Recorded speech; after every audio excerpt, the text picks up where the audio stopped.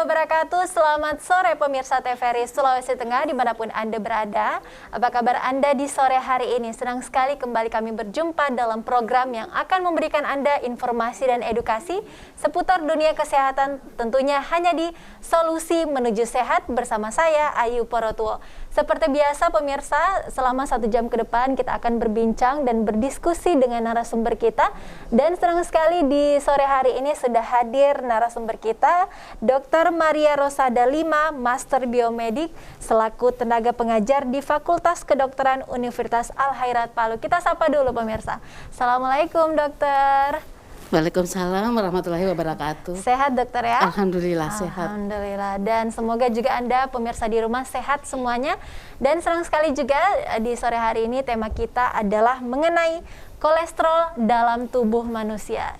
Jadi bagi pemirsa yang merasa punya keluhan mengenai kolesterol, nanti jangan lupa untuk bergabung di line interaktif kami di menghubungi nomor telepon yang ada di layar televisi Anda nantinya. Kita memulai perbincangan kita pemirsa mengenai kolesterol dalam tubuh manusia. Langsung pertanyaan pertama dokter. Sebenarnya kolesterol ini apa sih? Ya baik, kolesterol ya kalau menyebutnya saja orang awam tuh takut kolesterol. Langsung identik dengan sakit. Betul. Nah, kolesterol sebetulnya adalah salah satu jenis dari lemak yang ada di tubuh, yang bila jumlahnya melebihi dari normal itu memang akan berakibat pada keadaan yang kita sebut dengan sakit. Jadi salah satu jenis lemak tubuh. Oke, jadi sebenarnya dia lemak tubuh. Ya. Apakah lemak tubuh ini yang disebut kolesterol ini didapatkan melalui makanan saja atau memang itu proses alamiah yang terjadi dalam tubuh? Ya, jadi kolesterol itu 80% kolesterol itu adalah datangnya dari sintesis dari hati dan usus kita, dengan persentase yang lebih besar itu di hati sebetulnya. Sedangkan yang kita peroleh dari makanan itu adalah 20%. Jadi kalau kita makan lemak tentu ada lemak yang jenuh, ada yang tidak jenuh, yang lebih sulit dicerna biasanya yang jenuh. Kolesterol itu sebetulnya jenis lemak yang dengan kandungan steroid sebetulnya. Artinya dia apa, jenuh atau tak jenuh atau berbeda lagi nih dokter? Untuk yang jenis kolesterol ini lemak yang dalam perjalanan dia kan berikatan dengan protein dulu. Kalau kita tahu bahwa lemak itu tidak bisa larut dalam air, sedangkan darah itu adalah cairan. Jadi kolesterol itu lemak itu dia akan berikatan dengan protein, kemudian dia akan masuk ke dalam aliran darah. Oke. Itulah kolesterol. Itulah kolesterol. Nah, jadi pemirsa jangan salah-salah lagi ya. Ternyata 80% dari kolesterol dalam tubuh kita berasal dari hasil sintetis dalam tubuh, dalam hati atau liver, dan 20%-nya dari makanan. Namun sering sekali kita mendengar jangan terlalu banyak makan ini, jangan terlalu banyak makan itu dokter ya. Takutnya kolesterolnya naik. Nah, apakah betul? Kita akan berdiskusi tentang itu pemirsa. Nah, dokter, jenis-jenis kolesterol, apakah ada kolesterol jahat, kolesterol baik, atau ada apa saja jenis-jenisnya? Ya, jadi kolesterol itu setelah diikat dengan protein ada berdasarkan densitas atau kepekatannya. Nah itu kita bagi, ada yang biasanya terlihat dalam pemeriksaan laboratorium itu lengkap. Ada trigliserida, ada LDL low density lipoprotein, HDL high density lipoprotein, dan kolesterol total. Dari keempat itu yang pada pemeriksaan yang tidak boleh dalam kadar tinggi adalah yang LDL, karena LDL itu adalah kolesterol jahat. Oke, jadi LDL ini adalah kolesterol jahat yang tidak boleh tinggi angkanya.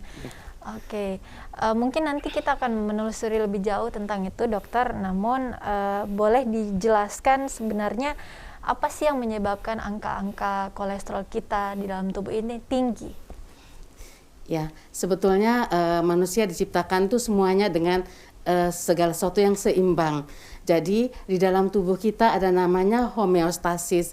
Jadi memang Allah itu sudah menciptakan kita, kalau ada sesuatu yang tinggi akan diatur oleh zat lain sehingga keadaan itu akan kembali seimbang.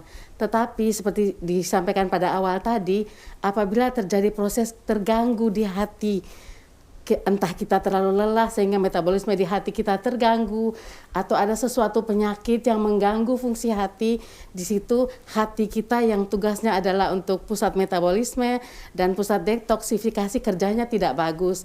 Disitulah kita mulai terganggu kadar kolesterolnya. Oke, berarti ada anomali begitu dokter ya di dalam fungsi hati. Nah, lalu ketika misalnya itu terjadi, angka kolesterol kita menjadi tinggi, pemirsa, apa implikasi dari itu dokter? Baik, karena kolesterol tadi itu adalah jenisnya lemak. Nah, kita tahu kolesterol jahat LDL itu dia alirannya adalah dari hati menuju ke jaringan-jaringan perifer tubuh. Kalau jumlahnya banyak, yang namanya lemak dia akan menempel di dinding bagian dalam dari pembuluh darah.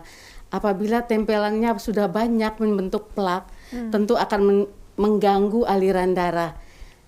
Di dalam darah itu ada di bawah makanan, sari makanan menuju target organnya, ada juga membawa oksigen. Jadi apabila ada plak berarti aliran darah yang akan melewati pembuluh darah yang ada plak tersebut jumlahnya di bawah normal, berarti segala macam zat oksigen yang akan menuju ke targetnya itu tentu berkurang.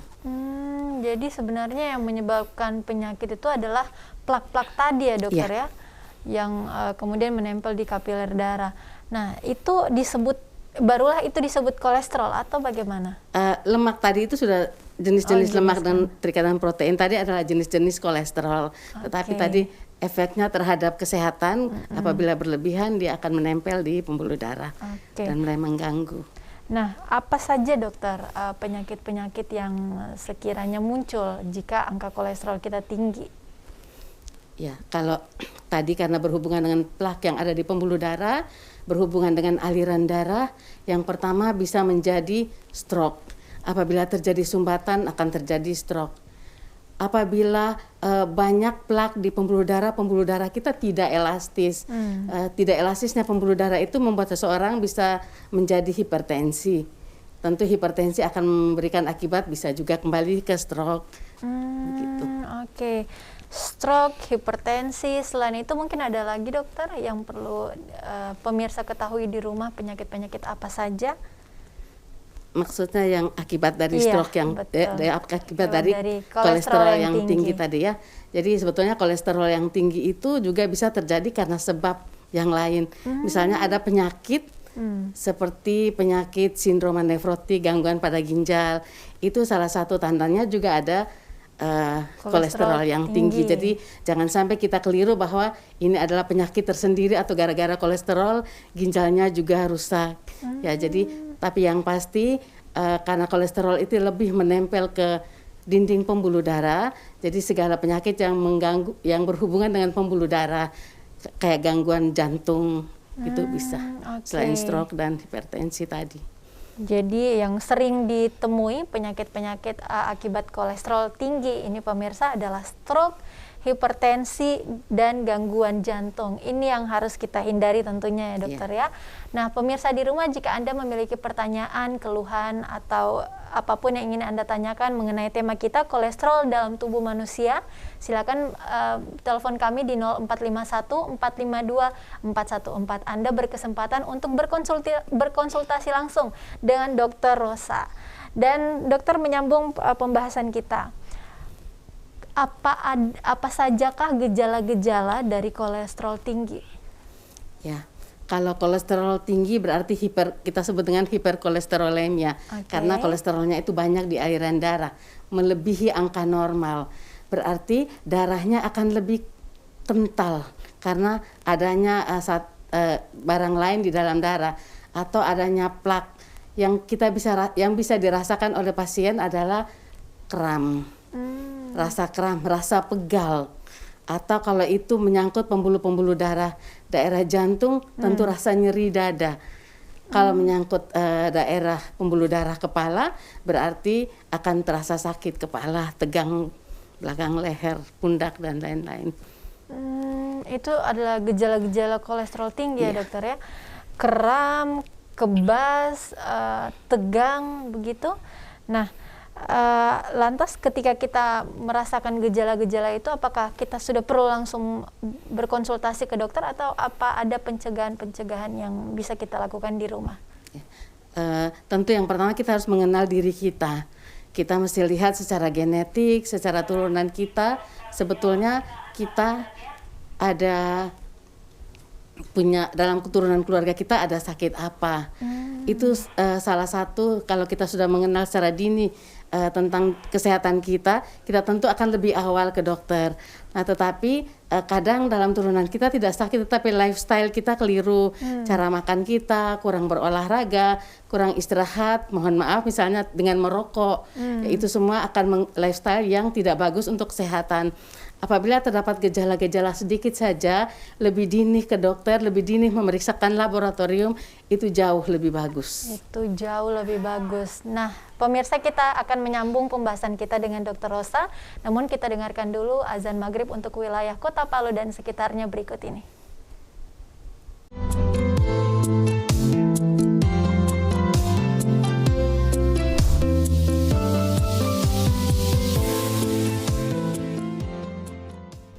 Pemirsa, terima kasih Anda masih bersama kami di Solusi Menuju Sehat, dan kita masih bersama dengan narasumber kita, Dr. Maria Rosa Dalima, Master Biomedik. Masih membahas kolesterol dalam tubuh. Pemirsa, bagi Anda yang mempunyai pertanyaan, silakan bergabung di line interaktif kami di 0451 452 414. Masih menyambung pembahasan kita yang tadi, dokter. Tadi dokter sempat menyebutkan bahwa bagaimana melihat keturunan. Nah, apakah memang kolesterol ini ternyata ada faktor keturunan juga? Ya, sebetulnya seluruh penyakit yang ada di tubuh itu apabila kita melihat secara genetik itu sudah ada. Tinggal bagaimana sikap kita terhadap tubuh kita dan bagaimana lingkungan kita mempengaruhi tubuh kita. Jadi tentu lifestyle, apa yang kita konsumsi itu sangat berpengaruh terhadap kesehatan kita. Faktor genetik itu adalah faktor yang tidak bisa kita rubah untuk sesuatu penyakit, tetapi faktor-faktor lain seperti lifestyle itu bisa kita rubah. Oke, berarti memang ada faktor genetik yang mempengaruhi kolesterol dalam tubuh kita, begitu dokter ya? Oke, namun juga seperti yang dokter sampaikan, faktor lifestyle juga turut mempengaruhi ini pemirsa. Seperti tadi yang sudah disebutkan di awal bahwa 20% berasal dari makanan, kadar kolesterol dalam tubuh kita.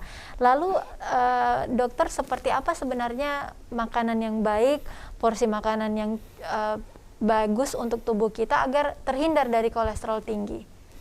Iya, kalau kolesterol itu kita ingin dia tetap normal di dalam tubuh, tentu yang kita usahakan kita konsumsi yang seimbang.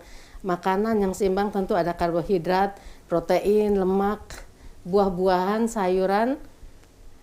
Apabila di dalam tubuh kita setelah kita melakukan pemeriksaan ternyata kolesterol kita tinggi, usahakan asupan air putih dan asupan makanan berserat untuk membantu mengikat kadar lemak dalam tubuh, membantu lancarnya metabolisme di dalam tubuh, itu kita lakukan supaya kadar kolesterol kita normal dan kita terhindar dari penyakit-penyakit akibat dari hiperkolesterolemia tersebut. Oke, berarti yang paling penting seimbang tadi ya dokter ya. Ada karbohidratnya, protein, serat, lemak juga, namun dalam kadar yang seimbang nih pemirsa. Dokter juga tadi sempat menyebutkan kalau kita harus memeriksakan kadar kolesterol kita ke dokter. Sebenarnya kapan sih kita harus pergi untuk memeriksakan kadar kolesterol dalam tubuh kita?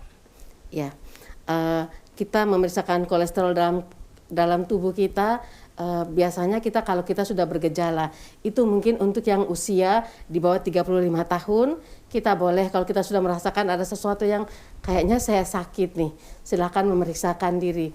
Tetapi kalau kita sudah di usia 40, mungkin tanpa penyakit yang lain, misalnya tanpa diabetes, tanpa hipertensi, silakan memeriksakan paling tidak 3 bulan atau 6 bulan sekali. Kita butuh pemeriksaan untuk kita mengenal diri kita, mengetahui keadaan kesehatan kita. Nah, pada saat apabila kita ingin melakukan pemeriksaan kolesterol, Nah itu kita datang ke dokter supaya tidak datang besok lagi untuk diperiksa, datanglah dalam keadaan puasa. Biasanya diusahakan puasa sekitar 8 sampai 12 jam. Pada saat puasa itu sebetulnya air putih boleh, tetapi asupan makanan yang lain tidak boleh. Oke, artinya kalau misalnya kita mau untuk mengecek kolesterol kita, dokter, misal esok ya, di hari esok, hari ini kita udah harus puasa, dokter ya? Mungkin sekitar jam 10 malam itu sudah jangan makan lagi. Oh, sampai besok pagi juga sudah tidak boleh makan, pemirsa. Tapi minum boleh? Air putih boleh. Air putih ya. Teh, sirup, es teler tidak boleh dulu ya, pemirsa di rumah. Oke, dokter. Lantas ketika kita pemeriksaan kolesterol itu yang dicek apa saja? Kadar apa saja? Yang kita cek tadi itu yang dari 4 item tadi. Kolesterol total itu biasanya adanya di rumah sakit ya. Kolesterol total, HDL yang kolesterol baik ya. Itu kalau HDL kita harapkan angkanya lebih tinggi dari angka yang angka rujukan yang ada di dalam kertas laboratorium. Karena kalau HDL kita tinggi, biasanya kita terhindar dari penyakit-penyakit yang mengganggu vaskuler pembuluh darah dan gangguan jantung. Yang berikutnya adalah LDL. LDL yang kolesterol jahat tadi, itu yang tidak boleh tinggi, dan kolesterol total. Oke, HDL atau kolesterol baik ya. Ini mungkin menarik pertanyaan juga dari pemirsa di rumah. Ini kolesterol baik ini fungsinya tadi menghindari dari penyakit-penyakit kardiovaskular, dokter ya. Bisa dijelaskan lebih rinci sebenarnya apa sih tujuan dari kolesterol baik ini, lalu bagaimana kita bisa menjaga angka kolesterol baik kita ini tetap normal? Ya. Jadi kolesterol baik itu kalau secara perjalanannya di dalam tubuh, kolesterol baik itu dia berasal dari jaringan-jaringan kita yang dari luar, misalnya dari kaki, dari tangan, dari atas kepala, dia menuju ke hati. Dan di hati dia akan terjadi detoksifikasi. Dia terjadi metabolisme untuk dikeluarkan. Nah, itu kalau itu tinggi, maka tidak terjadi gangguan-gangguan seperti plak-plak tadi. Artinya dia memerangi LDL atau seperti apa, dokter? Sebetulnya kalau jalur LDL itu jalur kebalikannya. Dari hati menuju ke, ini bicara biokimia, hati menuju ke jaringan-jaringan, jadi dia membawa lemak. Jadi kalau misalnya tadi lifestyle, kalau orang olahraga berarti aliran darah dari istilah kami perifer ya, sentralnya ada di sini. Jadi kalau dari perifer dia akan jalan menuju ke hati. Jadi dia lebih lancar, metabolismenya lebih lancar. Terus tadi makanan berserat, air putih gitu. Oke, jadi agar angka HDL kita atau kolesterol baik begitu di dalam tubuh tinggi, yang bisa kita lakukan apa saja, dokter? Makan makanan berserat, istirahat yang cukup, minum air putih yang cukup, tidak merokok. Tidak merokok. Nah, pemirsa, tidak merokok dan juga mungkin harus olahraga ya, dokter ya.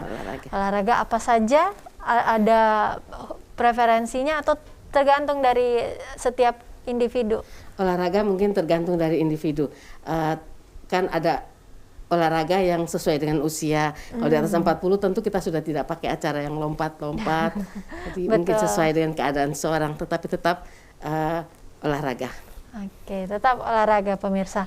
Nah, dokter, bagaimana kemudian ketika seseorang sudah memiliki angka kolesterol yang tinggi, lalu apakah ada pengobatan tertentu atau apa yang bisa dilakukan di rumah, atau kita harus langsung konsultasikan ke dokter? Ya, kalau kolesterol seseorang tinggi, orangnya masih muda, tidak mempunyai riwayat penyakit, mungkin coba dengan lifestyle tadi, dengan usaha-usaha menurunkan tadi. Tetapi kalau sudah berusaha dan tidak turun, tentu sebaiknya ke dokter. Kalau seseorang dengan penyakit metabolik seperti diabetes mellitus atau penyakit hipertensi, itu mungkin sebaiknya langsung ke dokter saja, karena adanya kolesterol yang tinggi, hiperkolesterolemia yang di dalam tubuhnya dengan penyakit tadi, itu membuat secara klinik orang tersebut dalam keadaan yang tidak bagus, tentu membuat komplikasi-komplikasi penyakit yang lain lebih. Oke, berarti yang dikhawatirkan sebenarnya komplikasi ke penyakit lain ya dokter ya. Nah pemirsa di rumah, jika Anda memiliki pertanyaan silakan langsung bergabung di line interaktif kami di 0451 452 414. Nah dokter, komplikasi penyakit seperti yang tadi disebutkan ada stroke, hipertensi, kemudian gangguan jantung. Mungkin boleh sedikit digambarkan kepada pemirsa pencegahan apa saja atau bahaya apa saja yang bisa timbul stroke, hipertensi dan gangguan jantung ini? Ya, tadi menyangkut pembuluh darah dan lemak tadi, lemak di dalam darah atau kolesterol.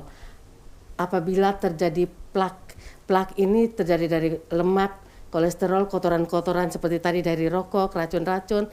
Apapun yang kita makan, dia mudah menempel di dinding pembuluh darah, sehingga pembuluh darah seorang tersebut akan lebih kaku, tidak elastis, aliran darah tidak bagus.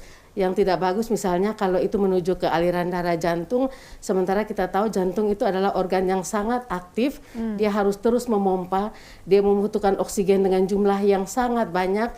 Nah disitulah kadang-kadang terjadi kekurangan oksigen pada salah satu area jantung sehingga orang merasa nyeri dan kita sebut dengan gangguan kardiovaskuler, gangguan pembuluh darah jantung. Kalau misalnya itu di otak tadi, kalau ada sumbatan dia akan terjadi stroke yang jenisnya karena penyumbatan. Kalau dia pecah pembuluh darah, tentu dia akan terjadi stroke yang perdarahan. Oke. Penyakit-penyakit tadi yang paling umum ya dokter ya, apakah selama masa dokter berkontribusi dalam artian mengajar begitu, apakah sering ditemukan gejala atau penyakit-penyakit kelainan lainnya dokter dari komplikasi penyakit yang timbul akibat angka kolesterol yang tinggi ini? Misalnya seseorang dengan diabetes ya. Seorang dengan diabetes, kita tahu diabetes sebetulnya gangguannya ada di pankreas. Tetapi kita tahu juga bahwa hati itu adalah pusat dari metabolisme segala sesuatunya. Berarti di hati juga akan terjadi gangguan. Maka biasanya terganggu juga dengan kolesterolnya. Jadi biasanya orang yang diabetes akan bertanya, kenapa kolesterol saya tidak turun-turun. Nah, biasanya di situ kita butuh dengan obat. Kalau berbicara tentang obat, itu biasanya yang saat ini kami tahu obat itu ada yang kita berikan ke pasien itu dari 3 arah untuk mencegah peningkatan kolesterol. Yang pertama, kita mencegah pembentukannya secara endogen di dalam tubuh. Jadi obat itu dia memotong salah satu jalur sehingga terjadinya kolesterol jahat. Kerja yang lain adalah obat itu dengan dia mengurangi penyerapan di dalam usus. Terus cara yang lain adalah ada jalur di mana kolesterol ini sebetulnya ada gunanya juga itu untuk pembentukan empedu. Nah, empedu yang berlebihan itu dia akan kembali lagi ke aliran tadi. Jadi dipotong di situ di aliran itu yang kerja obatnya. Berarti lewat 3 jalur. Obat-obat ini yang apakah yang biasa sering kita dapatkan di apotek-apotek atau ada obat khusus ini dokter? Sebaiknya untuk mendapatkan obat kolesterol memang gampang dibeli di apotek, tetapi sebaiknya kembali ke dokter. Karena semua obat tentu ada dosis yang pas, dosis terapinya, dan ada kalau kita minumnya keliru, jalurnya keliru juga tidak tercapai apa yang kita inginkan. Karena tadi kalau trigliseridanya meningkat, obatnya beda. Kalau LDL-nya meningkat, obatnya juga beda. Nah ini yang biasa juga sering kita jumpai dokter ya, orang-orang ketika mengetahui misal setelah MCU angka kolesterolnya tinggi lalu langsung membeli sendiri nih obat di apotek tanpa mengunjungi dokter terlebih dahulu untuk diresepkan. Ternyata itu berbahaya juga pemirsa. Nah seperti apa sih bahayanya, kita akan lanjutkan namun seusai jeda pariwara berikut ini.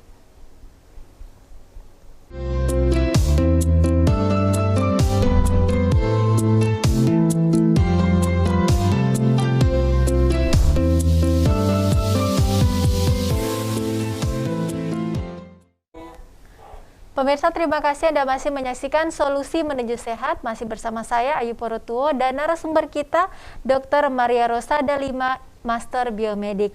Dokter, kita masih membahas mengenai kolesterol dalam tubuh. Tadi sudah disebutkan beberapa penyakit komplikasi seperti stroke, hipertensi, dan gangguan jantung. Nah, pemirsa, mungkin Anda di rumah memiliki pertanyaan, silakan langsung ditanyakan di line interaktif kami di 0451 452 414. Dokter, kita mau membahas sedikit ini mengenai seputar mitos ya, mitos mengenai kolesterol. Apakah betul fakta atau mitos kalau sebenarnya makan gorengan terlalu banyak itu bikin kolesterol? Ini juga adalah pertanyaan yang sering kita jumpai, dokter ya. Seperti apa itu? Ya, kalau misalnya itu tergantung gorengan juga, apa yang digoreng. Kalau kita menggorengnya pisang, tentu di dalam ada buah ya, sebetulnya pisangnya sehat. Nah, pada saat kita menggoreng tentu ada lemak yang kita konsumsi. Lemak itu memang ada dua jenis, ada yang jenuh, itu yang tidak bagus, dan lemak yang tidak jenuh, yang masih bisa berikatan dengan air, itu yang masih bagus. Kalau terlalu banyak, tentu itu jadi fakta. Jadi bikin penyakit artinya ya, kalau terlalu banyak. Nah, gorengan tadi dokter menyebutkan kalau gorengannya misal pisang goreng itu pisang buah gitu ya, ada manfaatnya. Kalau misalnya bakwan dokter, itu kan sayur-sayuran semuanya. Boleh apa seperti apa? Oh, sudah ada penelpon di rumah. Ya, kita sapa dulu. Halo, assalamualaikum, selamat sore. Halo, selamat sore. Sore dengan Ibu Stella di Tinggede. Silakan Ibu Stella langsung dengan pertanyaannya ke Dr. Rosa. Selamat malam, Dok. Selamat malam, Bu. Iya, Dok. Saya cuma mau tanya, apakah kolesterol itu bisa menyerang, apa sih istilahnya, anak-anak itu, usia anak-anak? Ya, itu aja, Dok. Makasih. Terima kasih Bu Stella di Tinggede. Apakah kolesterol itu bisa diserap oleh anak-anak atau justru ada anak-anak yang mengalami kolesterol tinggi nih? Seperti apa, dokter? Ya, jadi Ibu Stella terima kasih untuk pertanyaannya. Kolesterol bisa menyerang siapa saja, anak-anak, orang dewasa, orang tua. Bahkan biasanya ada orang kurus berpikir bahwa yang kurus tentu tidak berkolesterol, tetapi pada kenyataannya pada pemeriksaan ternyata kolesterolnya tetap berlebihan. Jadi anak-anak bisa primer kolesterolnya tinggi karena makanan, bisa juga sekunder karena penyakit lain seperti adanya infeksi pada ginjal yang menyebabkan sintesis kolesterolnya meningkat. Mungkin itu jawabannya, Bu Stella. Oke, semoga menjawab ya untuk Ibu Stella dan juga pemirsa di rumah. Ternyata kolesterol ini menyerang siapa saja, dokter ya. Tidak melihat umur, tidak melihat jenis kelamin, entah kurus atau berlebih. Nah, itu yang harus kemudian kita jaga, begitu dokter ya. Dan juga ternyata bisa disebabkan akibat penyakit lain, seperti tadi kelainan infeksi di ginjal. Infeksi di ginjal. Nah, itu yang maka dari itu menjadi penting untuk mengecek kesehatan diri kita, dokter ya. Apakah kolesterol kita LDL-nya, HDL-nya, trigliseridanya, lalu kolesterol totalnya itu tinggi atau rendah. Nah, kemudian menyambung tadi mitos-mitos kita, dokter ya. Ada pertanyaan juga yang sempat dititipkan ke saya. Apakah kalau kita mengkonsumsi alpukat itu akan mengurangi kolesterol? Kolesterol yang tidak bagus sebetulnya adanya di produk hewani. Kalau dia dari nabati masih lebih bagus. Mungkin ada beberapa lemak jenuh yang ada di dalam nabati, tetapi kadarnya juga itu biasanya dilihat dari jumlah kadarnya. Ada seperti pada santan atau kelapa atau pada alpukat itu ada lemaknya. Oke, dokter. Berarti mengkonsumsi alpukat bisa secara jangan perlahan. Berlebihan. Jangan berlebihan ya pemirsa. Ternyata yang paling utama adalah tidak mengkonsumsi segala sesuatu secara berlebihan. Nah, dokter, juga menjadi pertanyaan, apakah kalau kita makan mentega, keju itu juga meningkatkan kolesterol. Ya, kolesterol tadi banyak dari yang hewani. Yang tertinggi sebetulnya ada pada otak ya. Jadi itu otak-otak sapi terutama. Itu banyak jero-jeroan, berarti dari daerah ususnya sapi. Terus keju, produk susu, produk keju. Tapi sekarang susu sudah banyak yang sudah dikemas dengan yang low kolesterol, agak rendah kolesterol. Jadi tidak usah takut dengan susu. Yang berikutnya lagi seafood. Ya, jadi yang udang, kepiting itu harus kita jaga. Tetapi kalau ikan tidak, ikan itu sangat sehat. Artinya dia lemak jenuhnya tidak tinggi, dokter ya. Iya.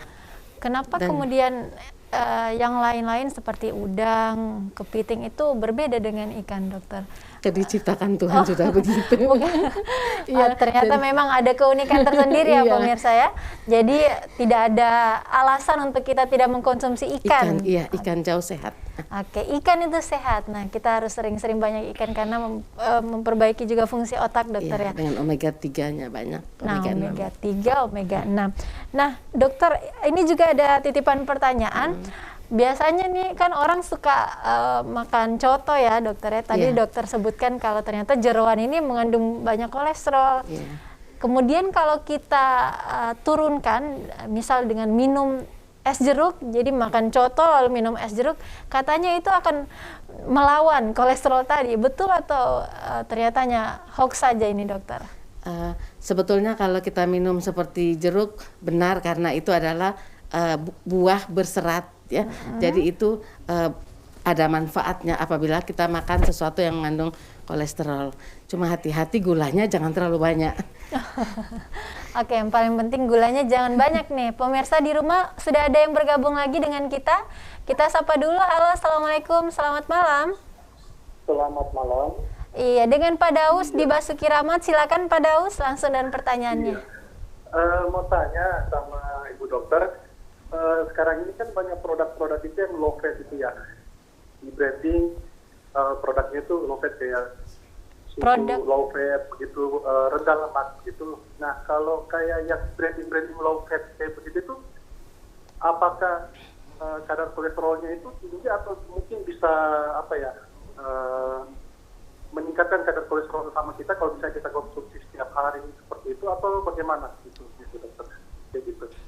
Oke, terima kasih Pak Daus. Ya, silakan dokter langsung dijawab. Terima kasih.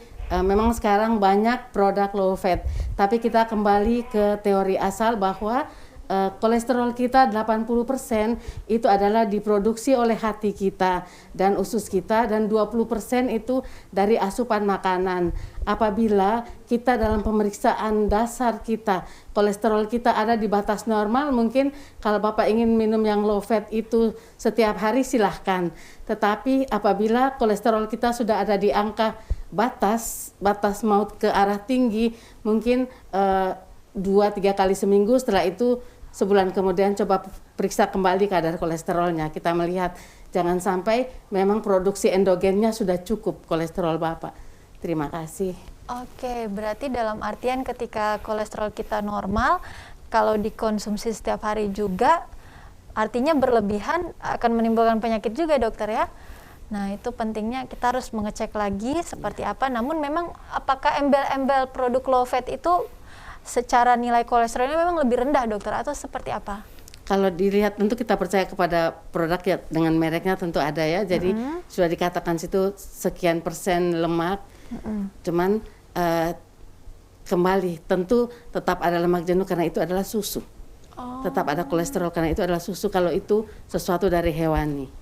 Oke, nah misal untuk Anda pemirsa di rumah ya yang memiliki angka kolesterol tinggi, apakah ada alternatif lain, dokter? Misal susu kan tadi ada angka kolesterol juga, apakah harus diganti dengan susu dari produk-produk nabati atau bagaimana? Kalau kita berbicara dari sisi keseimbangan, tentu kita tidak bisa bilang saya tidak boleh minum susu. Di dalam susu itu ada kalsium, ada banyak zat-zat kecil yang dibutuhkan oleh tubuh. Itu juga butuh keseimbangan. Jadi pandai-pandailah kita mengatur apa yang kita konsumsi. Mungkin lebih ke situ. Oke. Nah, ini ada pertanyaan juga dari pemirsa, apakah kalau terlalu banyak mengkonsumsi daging itu juga angka kolesterolnya tinggi atau seperti apa, dokter? Ya, kalau kita terlalu banyak konsumsi daging, ada orang mengatakan saya makan daging terus tapi kolesterol saya tetap di batas normal. Berarti metabolisme di hatinya bagus. Produksi yang endogennya belum terlalu banyak, sehingga ditambah dengan 20% yang orang tersebut makan tidak meningkatkan kadar kolesterol di dalam darah. Oke, ini erat sekali kaitannya dengan fungsi hati, dokter, ya, karena memang terbentuk di hati seperti itu. Apakah ada kelainan-kelainan dari fungsi hati, dokter, yang bisa kita ketahui gejalanya, lalu kita bisa cegah agar tidak berimbas pada angka kolesterol yang tinggi? Kalau fungsi hati itu, kalau gangguan dari hati sendiri tentu ada penyakit-penyakit yang memang menyerang hati, seperti hepatitis, itu sudah pasti dia menyerang hati, itu akan sakit. Tetapi ada hal-hal tertentu yang kita meningkatkan kerja dari hati tanpa kita sadari. Misalnya kita begadang, kita terlalu lelah, tidak istirahat. Itu semua secara tidak langsung sebetulnya kita membuat hati kita lelah. Jadi kadang-kadang pada saat pemeriksaan fungsi hati kita tidak bagus. Oke, terlalu banyak sakit hati dengan orang itu bagaimana, dokter? Itu dosa. Itu dosa, ya. Itu beda kasus, pemirsa. Nah, ternyata sering begadang atau kurang istirahat begitu, pemirsa, itu juga akan berimplikasi atau berdampak pada kelainan fungsi hati yang bisa jadi menyebabkan angka kolesterol kita tinggi, dokter, ya. Ya, dan segala sesuatu yang metabolismenya melibatkan kerja dari hati itu mungkin akan terganggu. Mungkin akan terganggu. Artinya yang paling penting tadi lifestyle harus seimbang, olahraga, minum air putih, tidak merokok. Tidak merokok. Ini selalu dokter sampaikan, ya, tidak merokok, pemirsa. Nah, kembali lagi dengan pertanyaan seputar kolesterol, dokter. Ada juga yang bertanya ke kami di sini, apakah salah satunya dengan meminum teh hijau sebagai cara mengurangi nilai kolesterol. Biasanya kan ibu-ibu, ya, kalau kita perhatikan pagi-pagi tuh sudah minum teh hijau, tapi yang harus hijau begitu, dokter, harus khusus teh hijau. Katanya untuk mengurangi kolesterol, juga menghilangkan GERD. Apakah betul atau tidak? Baik, sebetulnya teh hijau itu mengandung antioksidan. Antioksidan itu ini kita kembali ke sel-sel tubuh. Sel-sel tubuh kita selalu bekerja setiap saat untuk menghasilkan energi, sehingga kita bisa bergerak, bisa bernapas, itu adalah energi. Pada saat menghasilkan energi, dia akan menghasilkan zat-zat sisa.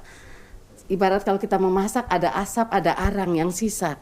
Demikian juga apa yang terjadi di dalam sel. Nah, oksidan itu apabila banyak, kita butuh antioksidan untuk mengurangi oksidan tersebut. Nah, kalau selnya bagus, termasuk sel hati akan bagus. Berarti segala metabolisme yang terjadi di sel itu akan kembali bagus. Berarti metabolisme dari lemak, metabolisme yang lain-lain akan kembali normal. Lebih ke fungsi efek antioksidannya. Oke, berarti ada kaitan erat atau kaitan langsung begitu, dokter, dengan angka kolesterol? Ya, berkaitan karena memperbaiki sel.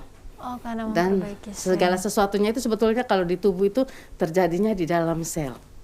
Oke. Nah, itu pemirsa, ya, jadi ternyata bisa kita coba bagi Anda yang mungkin sedang mengalami gejala-gejala kolesterol seperti yang tadi disebutkan oleh dokter, ada kebas, kram, kemudian nyeri di beberapa bagian tubuh. Itu bisa mungkin Anda coba konsumsi teh hijau seperti itu, ya.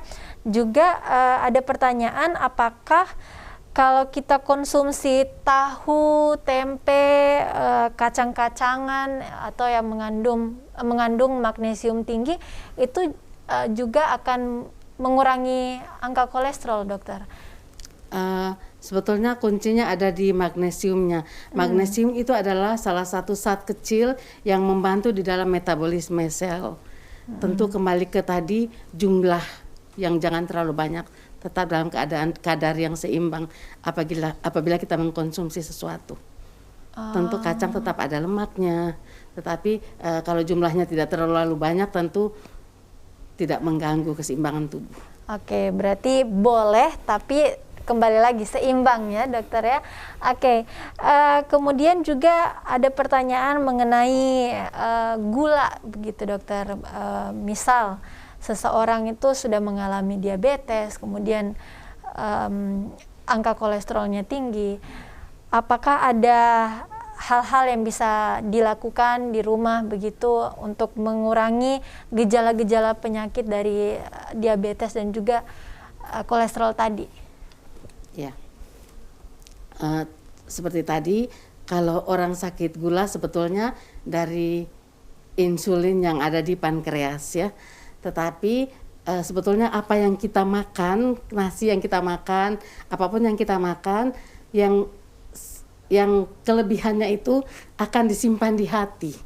Sebagai cadangannya itu akan disimpan di hati. Nah, tentu kalau terganggu metabolisme karbohidrat, pengaruh dari pankreas tadi, tentu keadaan hati lama-kelamaan akan ikut terganggu di situ. Dan kita tahu bahwa tadi metabolisme kolesterol itu melalui hati, fungsi detoksifikasinya ada di hati, berarti mulai akan terganggu. Nah, disitulah kita butuh makanan yang tepat buat orang dengan gangguan sakit penyakit gula tadi. Karena kita tahu diabetes itu, kalau kami dokter katakan itu adalah mamanya penyakit, mama dari banyak penyakit. Jadi orang bisa jadi hipertensi, orang bisa jadi hiperkolesterol. Oke, kayaknya kita perlu episode sendiri lagi dokter ya membahas tentang diabetes tadi karena ternyata merupakan mamanya penyakit. Wow, ini tentu menjadi concern khusus, perhatian khusus dari tidak hanya pemirsa di rumah, namun juga kami semoga bisa memberikan informasi lagi mengenai diabetes tadi ya, dokter. Namun kami juga ingin tahu, mungkin pemirsa di rumah juga ingin tahu, apakah ada program-program dokter dari pemerintah melalui fasilitas-fasilitas kesehatan tentang edukasi ataupun pengecekan kolesterol ke publik begitu, apakah ada? Atau seperti apa?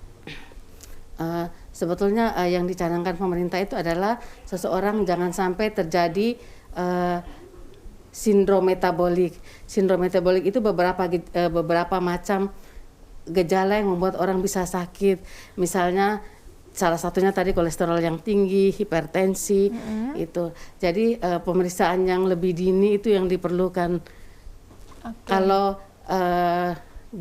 sebetulnya seorang bisa ke puskesmas. Kalau program-program khusus untuk pemeriksaan kolesterol, tentu itu kan sesuatu yang invasif ya, yang harus diambil darahnya. Berarti membutuhkan orang tersebut ke fasilitas kesehatan. Iya. Oke, berarti apakah ada program-program pemerintah? Maksudnya misal apakah itu ditanggung BPJS? Yang Prolanis itu ya, yang buat yang diabetes, hipertensi ya, itu ditanggung sama pemerintah. Ditanggung oleh pemerintah. Jadi jika kita merasakan gejala begitu, pemirsa silakan langsung mengunjungi dokter di fasilitas-fasilitas kesehatan terdekat dari lokasi Anda. Harapannya dokter bagi pemirsa di rumah seperti apa sih agar kita ini selalu menjaga angka kolesterol kita yang baik itu tetap tinggi, yang jahat itu tetap rendah. Bagaimana dokter? Ya. Sekarang memang kalau dari sisi obat itu untuk penyakit-penyakit yang menular itu bisa kita atasi penyakit-penyakit menular. Bisa kita, kalau karena kuman, bisa kita matikan kumannya. Nah, yang susah adalah penyakit-penyakit yang tidak menular tadi, seperti hipertensi, diabetes, dan peningkatan kolesterol tadi. Tentu caranya kita adalah dengan menjaga pola hidup kita. Pola hidup kita dari asupan kita, asupan yang apa yang kita makan, terus bagaimana tubuh kita harus dalam keadaan sehat untuk mengolah apa semua yang kita makan. Berarti makanan kita seimbang, gerakan tubuh kita juga harus seimbang dengan berolahraga, istirahat yang cukup, dan tidak mengkonsumsi segala sesuatu yang tidak bagus seperti merokok tadi atau minuman-minuman beralkohol, itu yang kita jaga. Oke. Kembali lagi dokter mengingatkan kepada kita pemirsa di rumah untuk menghindari rokok dan juga minuman beralkohol karena bisa memicu angka kolesterol yang tinggi tadi ya. Satu pertanyaan terakhir dokter, apakah stres itu juga memicu angka kolesterol? Ya, kalau stres berarti kita membutuhkan kerja dari otak kita lebih keras ya. Tentu kerja yang keras itu dia akan mengganggu banyak. Kalau orang stres dia akan terganggu tidur, dia kurang konsentrasi, dan itu tentu karena badan kita adalah sistem dan segala perintah itu adanya dari otak. Jadi segala sesuatu bisa akan terjadi terganggu. Mungkin secara tidak langsung produksi kolesterol pun akan terganggu. Oke, jadi sebisa mungkin hindari stres pemirsa di rumah. Dokter, boleh satu pesan terakhir buat pemirsa? Tentu menjaga kesehatan dan mencegah jauh lebih baik daripada kita harus mengunjungi ke dokter karena kita sakit. Oke, jadi sebisa mungkin cegah sebelum sakit. Terima kasih sekali lagi Dr. Maria Rosada Lima, Master Biomedik, sudah hadir bersama kita di studio. Semoga bisa berkunjung lagi dokter, sehat-sehat terus. Dan pemirsa di rumah, terima kasih Anda yang sudah menyaksikan Solusi Menuju Sehat. Saksikan terus Solusi Menuju Sehat setiap hari Senin pukul 6 sore hingga 7 malam waktu Indonesia Tengah bersama saya Ayu Porotuo, dan semoga kita bertemu dalam episode lainnya. Wassalamualaikum warahmatullahi wabarakatuh dan selamat malam.